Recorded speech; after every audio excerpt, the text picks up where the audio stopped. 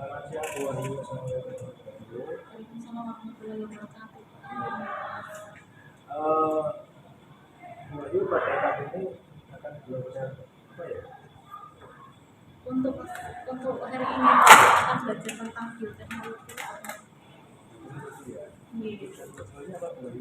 Tujuan pembelajarannya yang pertama, jadi siswa itu bisa mendeskripsikan apa itu bioteknologi dan mengklasifikasikan apa itu bioteknologi konvensional dan modern yang pertama. Kemudian yang kedua, siswa bisa menganalisis dari bioteknologi tadi bagaimana perkembangan manfaatnya, baik merugikan dan lingkungan di Indonesia. Apa melihat mungkin apa ada permasalahan apa dalam kita sebelum masalah yang Lintas permasalahan di tempat saya kebetulan Pak Ahmad masih di kelas 11 di kelas 11 itu ada beberapa sekali dan saya misalkan akan menerapkan pembelajaran berdiferensiasi yang nantinya akan menghasilkan diferensiasi produk. Iya, saya sudah melakukan tes di awal sudah saya perlukan menjadi 3 berbagai belajar tutorial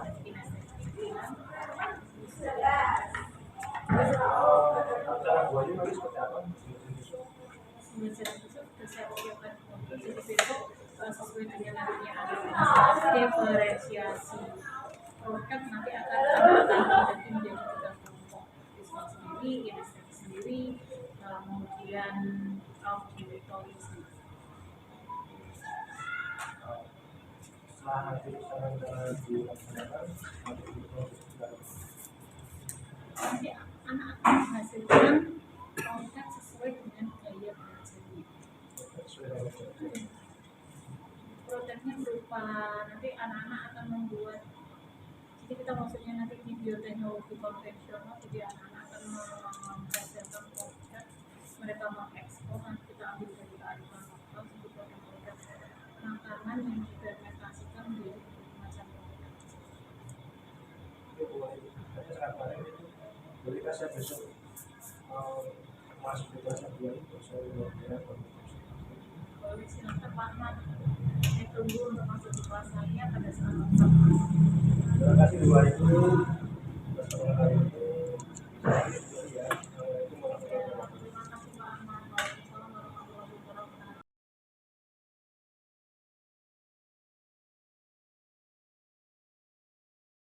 Waalaikumsalam warahmatullahi wabarakatuh. Assalamualaikum warahmatullahi wabarakatuh. Waalaikumsalam warahmatullahi wabarakatuh. Oke, kemarin kita sudah masuk di bioteknologi konvensional. Sudah kita bahas, kemudian kemarin sudah mengerjakan untuk prosesnya. Untuk hari ini kita akan masuk di bioteknologi modern. Tadi sudah kita bahas untuk rekayasa genetika. Sudah disampaikan oleh kelompoknya Rizky, Restu, kemudian ada Naila dengan Asia. Sekarang kita masuk untuk bioteknologi yang kedua, itu pada cloning. Kalau kalian lihat gambar yang di depan, apa sih yang ada di benak kalian tentang cloning? Kalau kalian lihat di depan, yang kalian gunakan, misalnya kalian menjadi ahli biologi, untuk cloning itu kita cobakan pada domba. Apakah yang kita gunakan itu ada domba jantan atau domba betina? Dari gambar saja silakan diamati. Kita menggunakan domba jantan atau betina? Kita menggunakan domba betina. Kemudian kalau kalian amati kembali, kenapa sih di cloning itu disebut dengan reproduksi aseksual? Alifah, kenapa di cloning itu disebut dengan reproduksi aseksual? Terjadinya pengembangan dari sel yang sama merupakan contoh dari kemajuan ini bisa dilakukan dengan Kalau bisa kalian amati di sini, satu, kita menggunakannya semua domba betina. Kemudian yang kedua, tidak ada pertemuan sperma atau ovum atau tidak ada proses fertilisasi. Kalau kalian amati kembali, di sini kita menggunakan 3 domba. Ada domba A, domba B, dan domba C, yang semuanya adalah betina. Kemudian kalau kalian amati lagi, yang diambil dari sel tubuh di domba, apakah jenis selnya sama?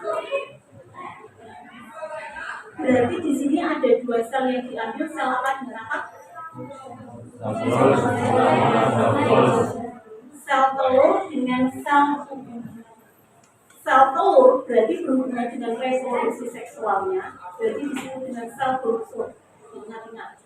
Kemudian kalau sel tubuh itu merupakan sel somatis. Satu ya, ini diambil di domba A.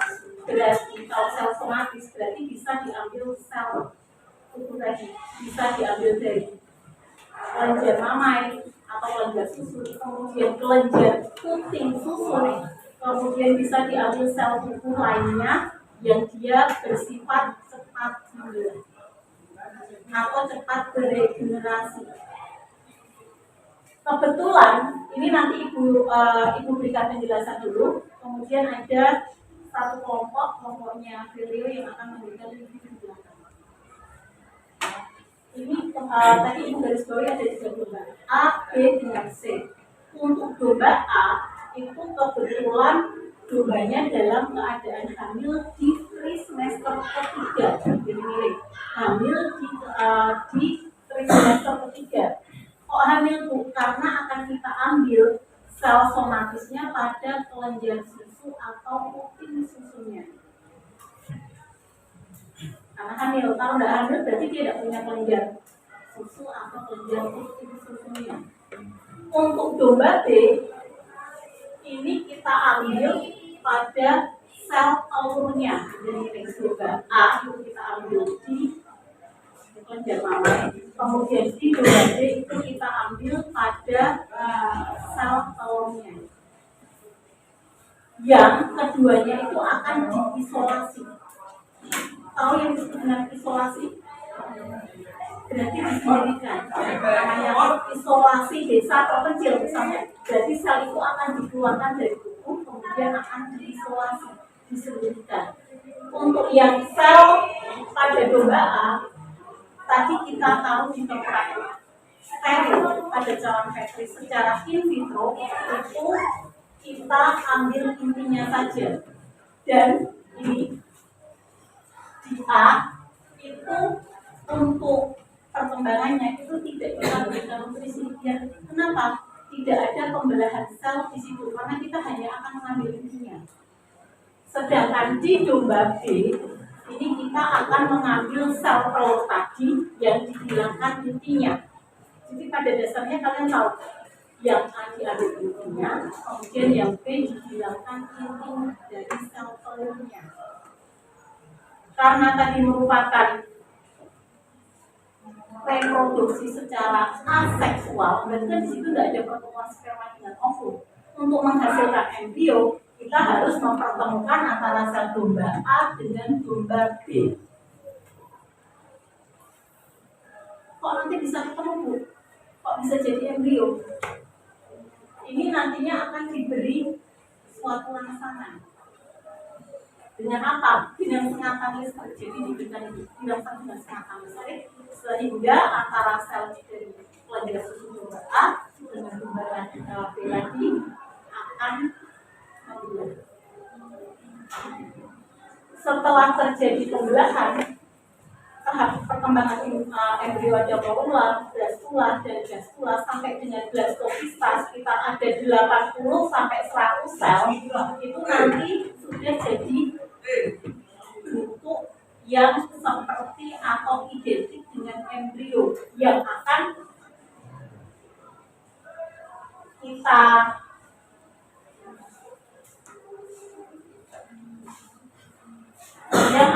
transplantasikan pada domba C. Jadi nanti setelah terjadi lagi pembelahan sel akan kita transplantasikan pada domba C.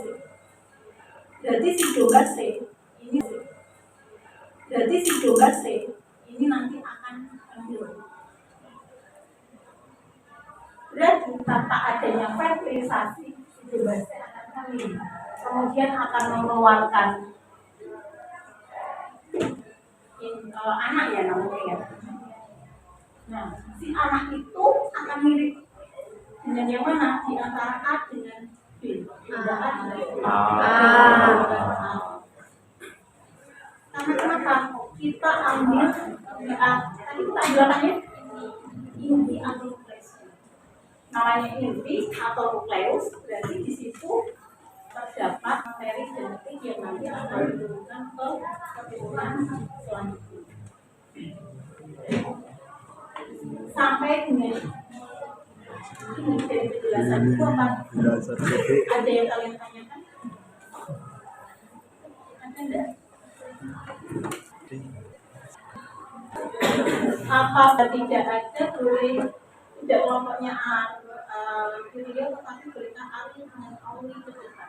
Dari penjelasan itu tadi yang sedikit kamu silakan maju ke depan untuk naruh dengan Auli. Oke, maju saya. Auli naruh. Saya. Silakan.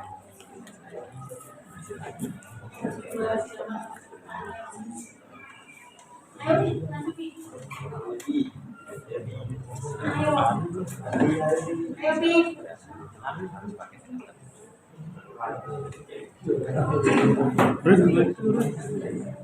Ayo, masih serius. Berdua. Ini.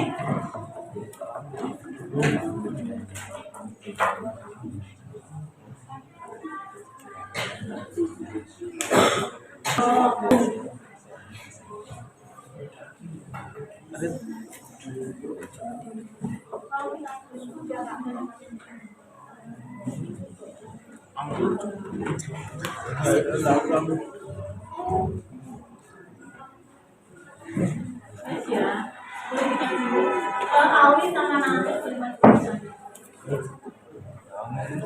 untuk Adil dengan Auli silakan maju di depan.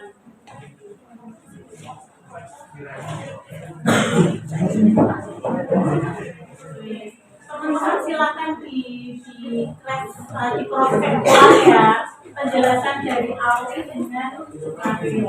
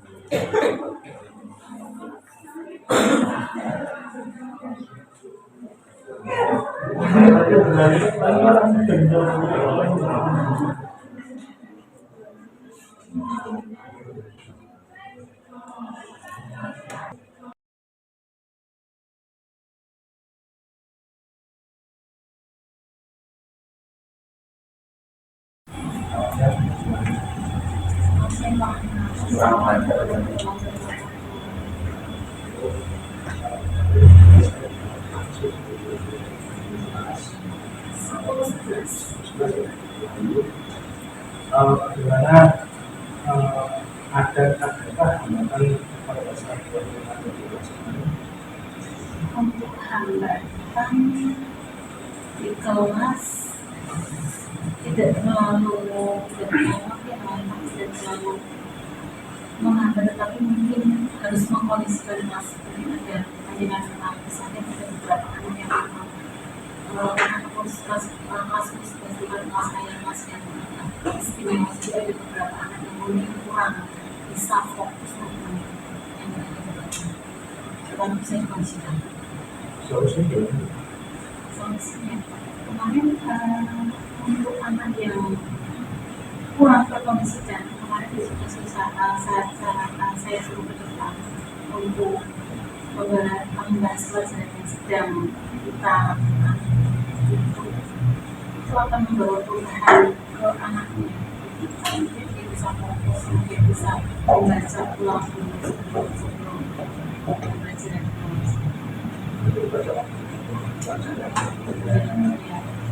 biasanya bertemu kayak sebelumnya itu kan ini karena memang saya pasti membuat waktu satu hari sebelumnya atau apa? setelah selesai kan saya bilang ke anak-anak kasih review sekitar itu kita akan masuk ini materinya biasanya saya kirim masukan. Ada kendala yang lain? Kendala yang lain mungkin dalam pembahasan saya sering saya menggunakan media online, jadi ada beberapa anak yang belum 2 atau sekitar 3 yang belum mengumpulkan di rumah sudah yang lain ternyata yang mau bisa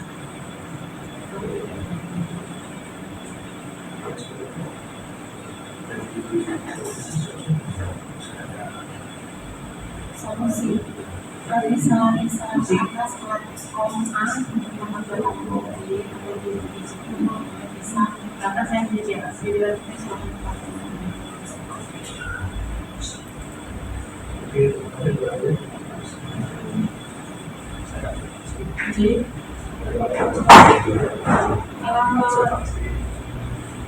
kan seperti diobservasi oleh Bapak Pengawas kepala sekolah yang sekarang bisa bertukar pengalaman, pendapat, apa yang saya kurang bisa dikatakan tadinya. Saya merasa mendapat pencerahan. Oke, terima kasih luar biasa waktunya. Assalamualaikum warahmatullahi wabarakatuh.